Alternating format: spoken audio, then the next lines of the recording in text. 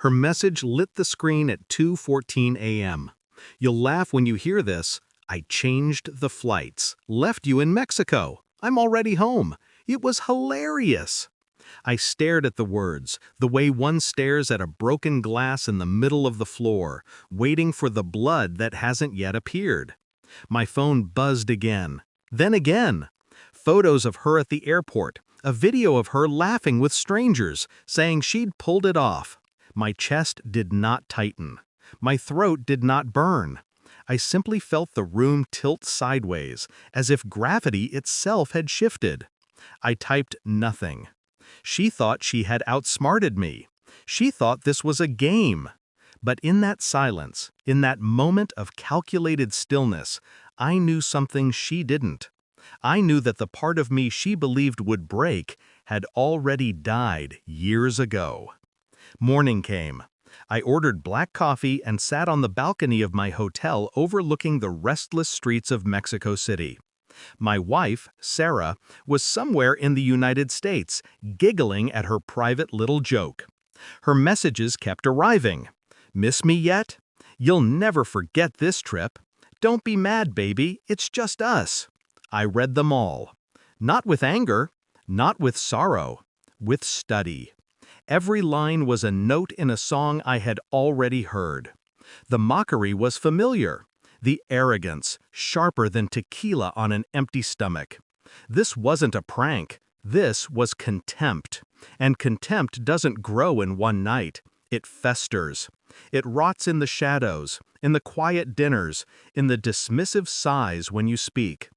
I realized then, this wasn't about flights. This was about power.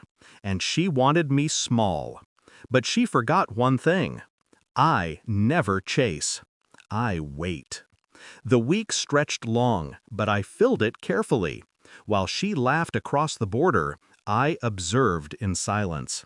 Her credit card statement, accessed through our joint account, told its story. Dinners not shared with me.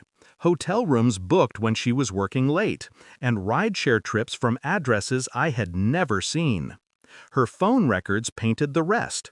Hours of calls to numbers unsaved. A rhythm of secrecy. I said nothing. In Mexico, I explored the streets. I let the city swallow me, its noise drowning her laughter. By night, I sat at the desk with my laptop, collecting proof, weaving her patterns together. 7 days passed. She grew impatient. Why aren't you replying? This isn't funny anymore. Are you angry? Talk to me. Fine, I'm sorry. Happy? But her apology came too quickly, too forced. Not remorse. Fear. Fear of silence. Because silence meant she was losing her grip. And I had already decided. I would not confront her with rage. I would answer her with precision. On the 7th day, I had all I needed. Hotel receipts, call logs, screenshots, patterns no joke could erase. Infidelity was not speculation. It was arithmetic. Clean, undeniable. Her lover's name surfaced through a careless receipt, a dinner for two, a reservation under Susan. I almost laughed. That night I crafted my reply. Not a paragraph, not an accusation, just one line. Thanks for this. Susan has been the sweetest. I pressed send and placed the phone face down on the table. The silence that followed was perfect. Then, vibration. Again. A flood of desperate words. What? Who is Susan? You're lying. Answer me. Within an hour, 71 missed calls. My phone throbbed with her panic. I didn't pick up. Not once. When I finally answered, my voice was steady. Hello? Her breathing was jagged. Who is Susan? Tell me right now. What are you talking about? I let the silence stretch, long enough for her terror to choke her. You left me here, I said calmly. Changed the flights. Called it hilarious. That was a joke? No, that was the truth. You showed me exactly where I stand with you. I paused, then delivered the blade. And while you laughed, someone else reminded me what kindness feels like. The phone went quiet. Then a strangled gasp. "You're lying! You wouldn't! You've spent years making me invisible," I whispered. "But in your absence, I was seen." She began sobbing, begging, promising she would fix it, that it was a mistake, that she loved me.